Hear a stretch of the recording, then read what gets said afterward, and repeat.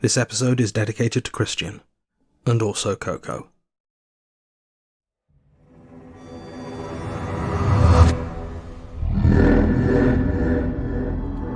Rusty Quill presents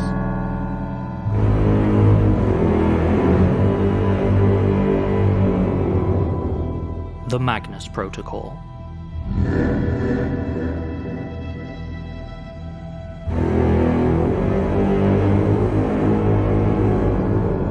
Episode 2, Making Adjustments.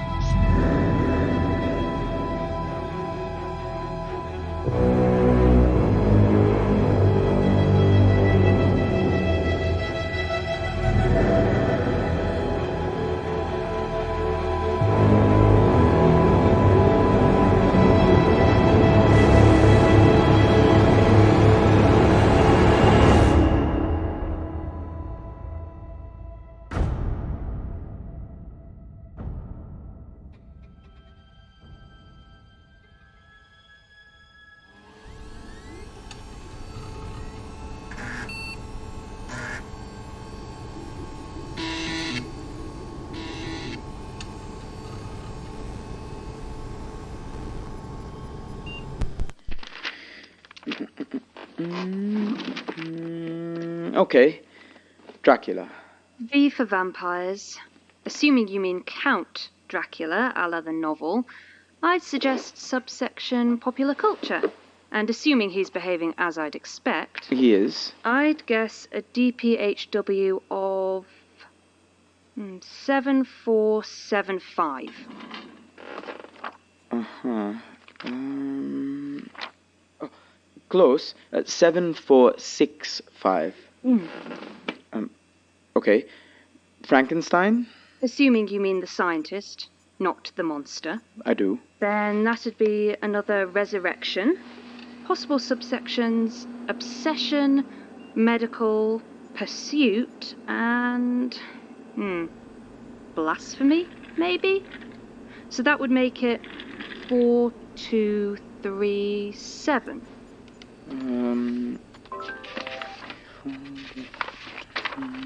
Now? 5337. Pass that here.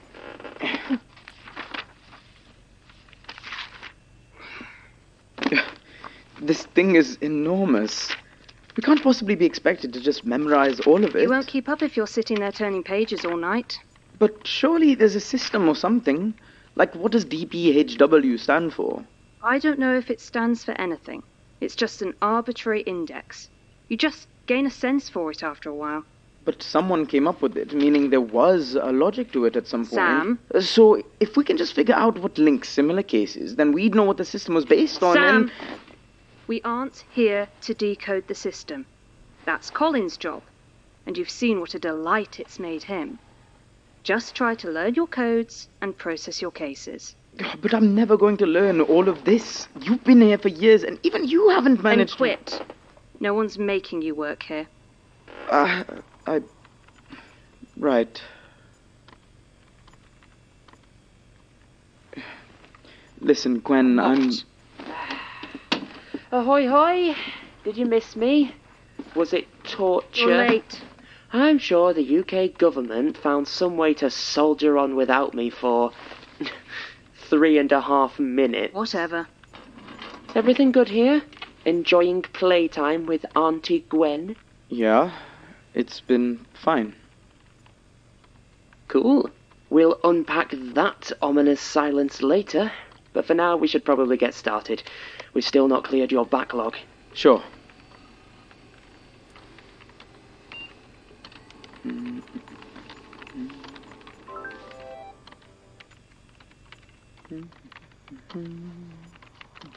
If you're so concerned with backlog, maybe being on time would help. Hey, Gwen? Gwen? Gwen! What? Time isn't real. Shut up.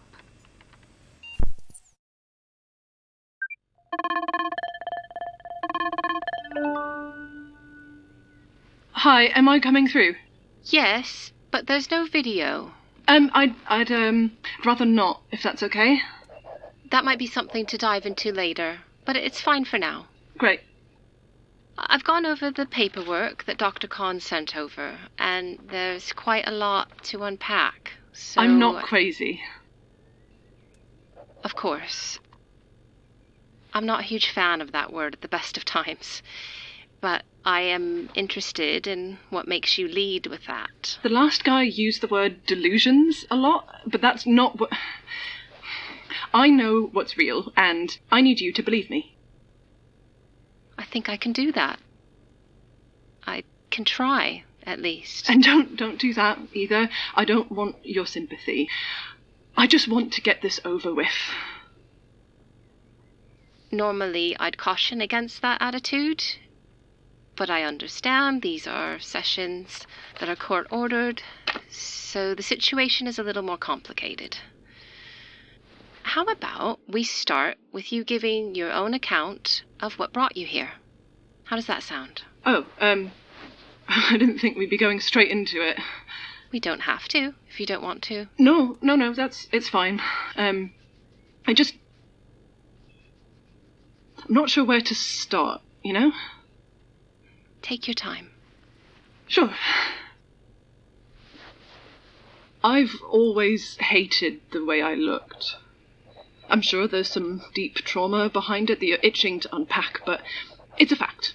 And it's not like I can avoid thinking about it.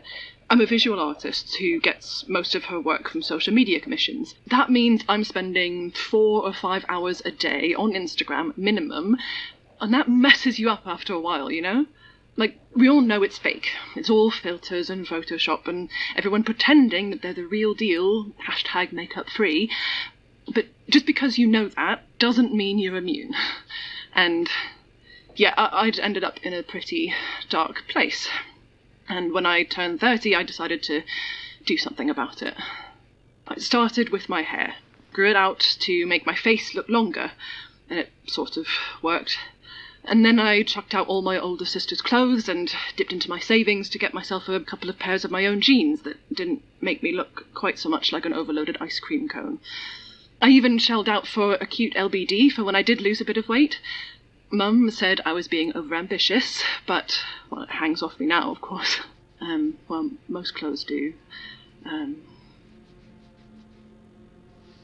Daria? Sorry, where was I? You were giving yourself something of a makeover. Right, yeah.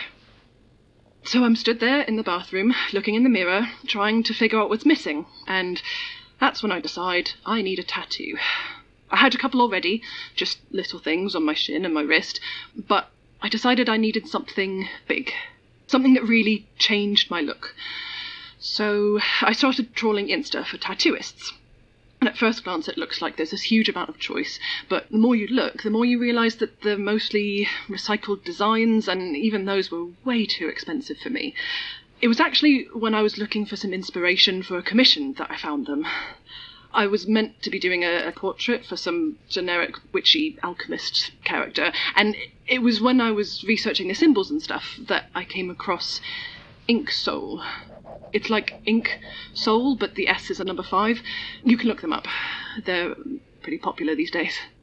They didn't have as many followers back then, but the designs were great, and they offered a massive discount if you agreed to a photo shoot afterwards.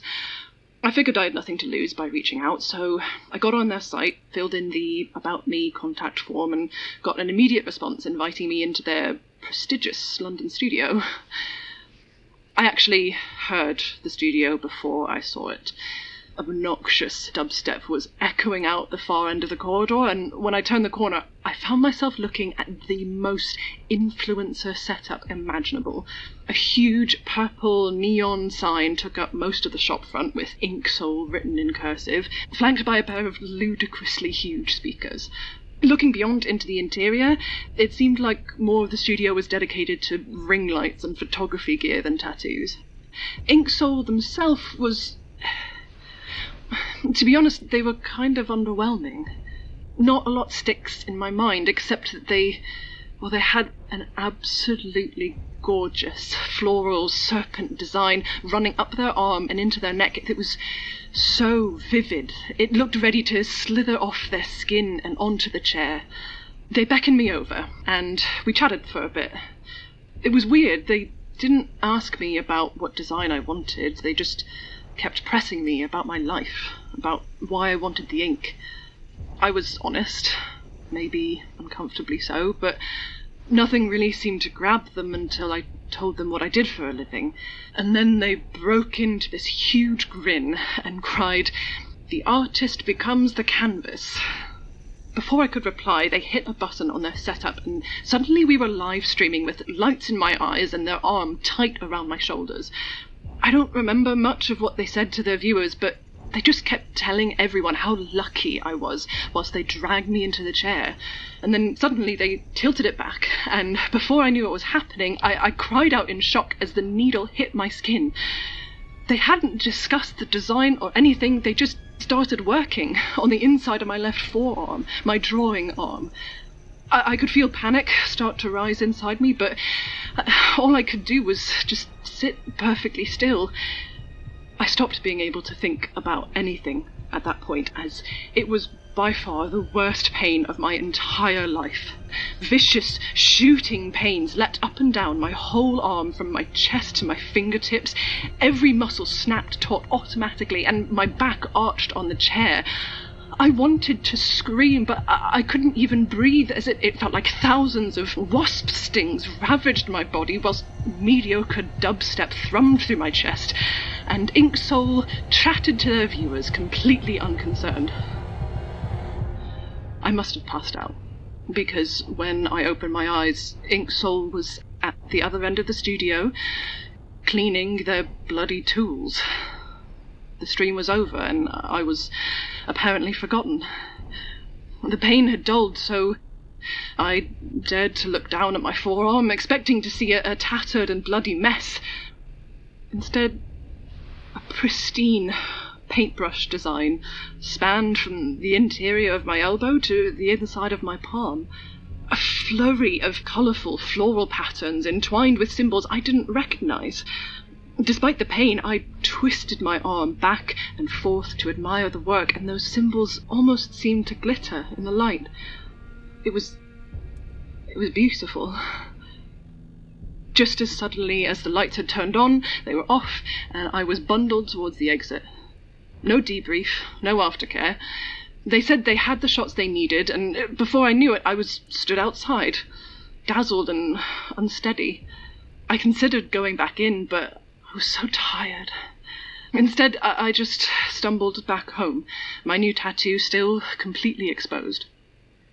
Back in my flat, I cleaned it, moisturised it, and then covered it as best I could. But it was already pristine. If it weren't for the pain, it could have been there for weeks already. I stood before the bathroom mirror and looked myself over, and, well, for the first time, I saw someone interesting. Someone I wanted to know more about. I went a bit manic at that point. For the first time ever, I wanted to attempt a self-portrait.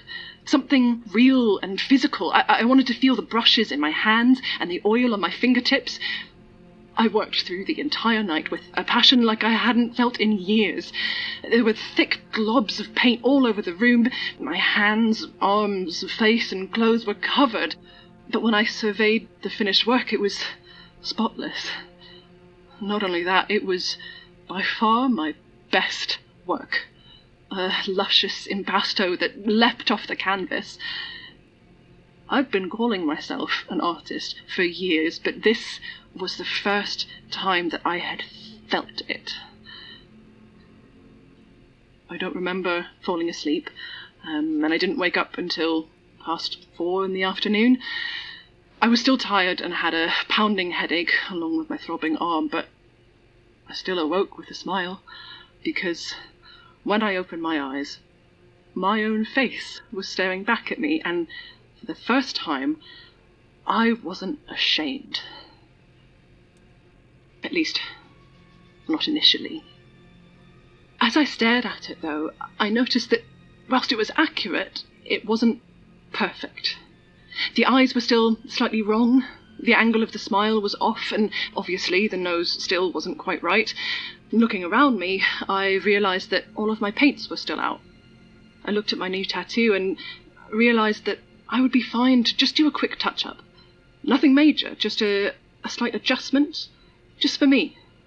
Despite the headache, my hunger, my fatigue, and my painful arm, I began to take a palette knife to the left eye. Just a small tweak.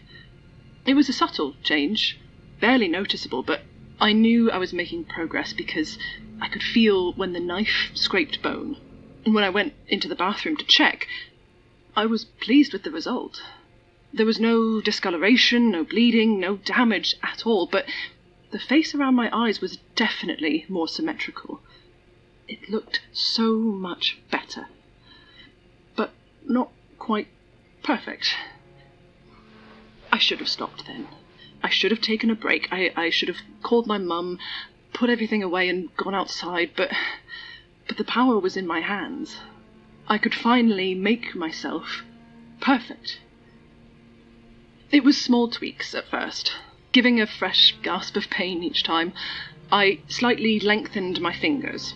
I made my ears a little more delicate, straightened my nose and re-angled my cheekbones, tapered my chin, slimmed my waist and increased my bust, narrowed my frame, lengthened my legs, adjusted my calves, and thinned my wrists, and shortened my feet. I mean, nothing much, really. But it was when I reworked my shoulders that I ran into a problem. As my brush and knife made their alterations, the tattoo on my arm began to leak. Not out of my skin, but along my upper arm, spreading out and flowing its rivers of colour into the new contours I was creating. And the tattoo, of course, was the only thing so far that was actually perfect. So I had to work around it as best I could. I worked solidly for days. Each time I slipped the knife into my skin and reshaped it, I got just that little bit closer to perfection. But each time I had to make more and more compromises around the spreading tattoo. I was close, though. So close. It was almost there. That wholeness you only feel when the canvas is finally complete. But I just couldn't bridge the gap. Each time I would fix up one spot, only for two others to come undone. And the whole time the tattoo just kept spreading, and my masterpiece just kept receding. That was when my housemate Sarah got back from visiting her parents. I lost track of time and didn't realise her trip was already over. I had hoped that I could show off my new look to her when it was finished, but I never got the chance. She walked in the door just as I was finalising my mouth, so I couldn't say anything.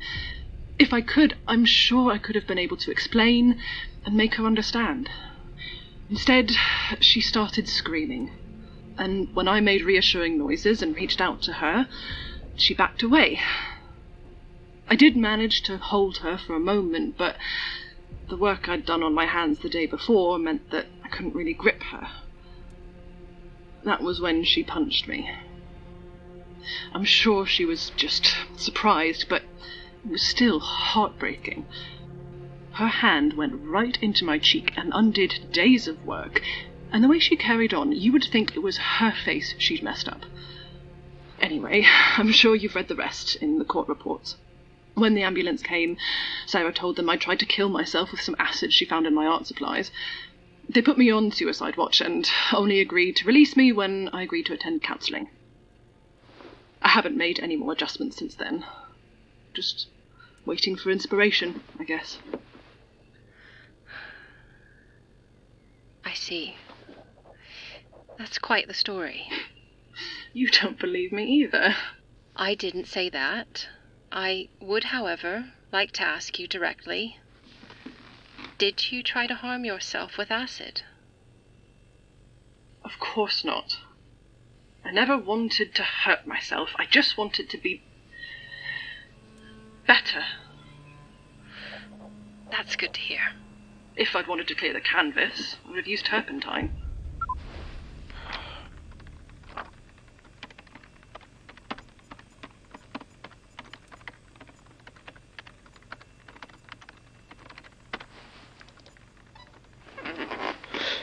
problems? No. Oh, good. It's just... Uh-huh. How on earth do you cope listening to all this stuff? Neither of you seem bothered by any of it. Oh, I see. You want to know how to handle reading and listening to all of it? Yes. The secret of the steel-trap mind which keeps me stoic in the face of atrocities that would drive a lesser will to madness. Please. Just stop paying attention. Don't look at me like that. I'm serious. I just skim the case for keywords, and if it's a talker, I hit play and get on with other work. Then when it's done being creepy, I process it and move on. You're never going to keep up if you keep actually taking it all in. Just surf the wave without being drawn in. But what if something comes up that you know might be true? Why would that matter? Plus, we're kind of specifically paid to not care. Yeah, but... You asked how to cope. That's how. All right. The sooner you accept it, the happier you'll be. Sure.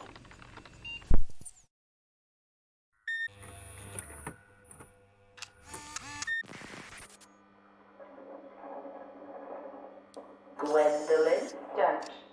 Wow. What a rude way to greet your work bestie. I'm not in the mood. That's okay. We can just do small talk like normal people. So, what if you could magically speak all languages, but after every sentence you had to fart really loudly and declare, "It was me and I'll do it again"? Would you take that deal? Lena's planning redundancies. What? Yeah. I was going past her office earlier and I overheard her on the phone. They're expanding external operations. And you know what that means? Outsourcing. Redundancies. That's absurd. There's only like 3 of us here. Besides, technically this is civil service. There's no way they could just outsource everything without an entire mountain of bureaucracy. You don't know that. You've seen how much paperwork this place generates. You've got to file a form in triplicate before they'll let you take a piss. It'd take them years to pull off what you're suggesting. She could have started the process years ago. We both know Lena wouldn't think twice about dumping both of us. You, maybe. I like to think we have a rapport. He hasn't said more than 10 words to you in the last year. I know. Good, innit? Anyway, what do you care? You should be happy. Nice big payout and you can finally ditch this job you hate so much. I don't hate the job. You could have fooled me. What I hate is that no one in this entire place will give me a single ounce of respect. Ah. Yeah, that's never gonna happen. Clearly. Still, I do reckon you've got the wrong end of the stick. Lena's as likely to hire another Sam as she is to give us all the boot. If you say so.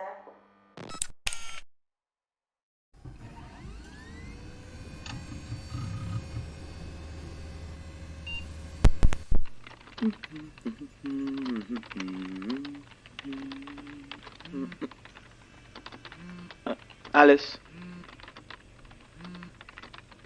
Alice! Ow! What? Bone. Oh, cheers. Well, hello. What's got you calling so late? No, not busy. I'm at work, so... Yeah, what's up? Right. How was the crowd? Sounds like a solid gig. That's no way to talk to your big sister. Disgraceful. So is the tour actually on the cards this time, or...?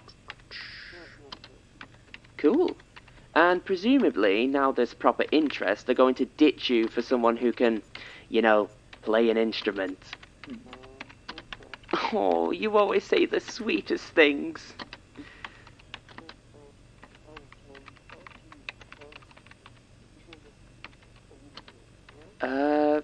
Yeah? That should be fine. It'll need to be after the 28th, though, as that's payday. Okay, no worries.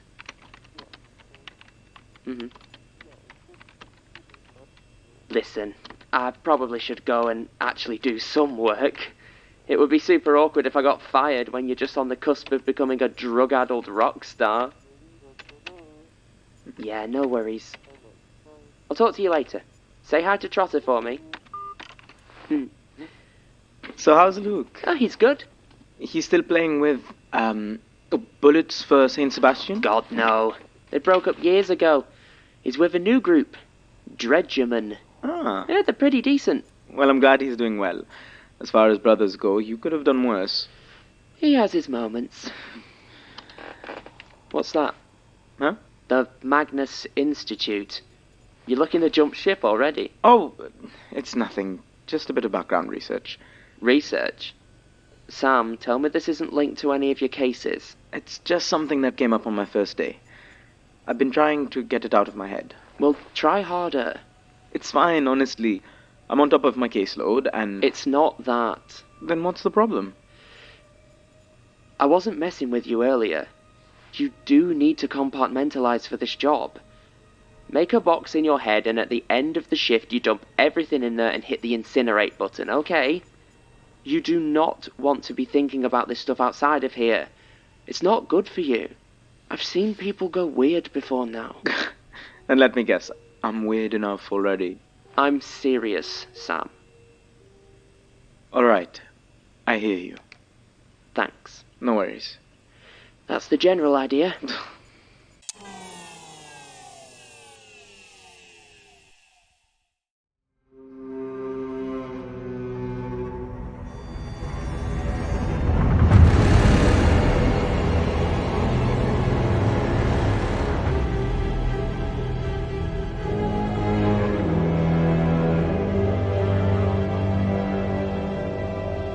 The Magnus Protocol is a podcast distributed by Rusty Quill and licensed under a Creative Commons Attribution Non-Commercial Share-alike 4.0 international license. The series is created by Jonathan Sims and Alexander J. Newall and directed by Alexander J. Newall. This episode was written by Alexander J. Newall and edited with additional materials by Jonathan Sims, with vocal edits by Lorianne Davis, soundscaping by Tessa Vroom, and mastering by Catherine Ranella, with music by Sam Jones. It featured Billy Hindle as Alice Dyer, Shahan Hamza as Samana Khalid, Anusha Battersby as Gwen Bouchard. The Magnus Protocol is produced by April Sumner, with executive producers Alexander J. Newall, Dani McDonough, Linn C., and Samantha F. G. Hamilton, and associate producers Jordan L. Hawke, Taylor Michaels, Nicole Perlman, Cestius DeRaven, and Megan Nice.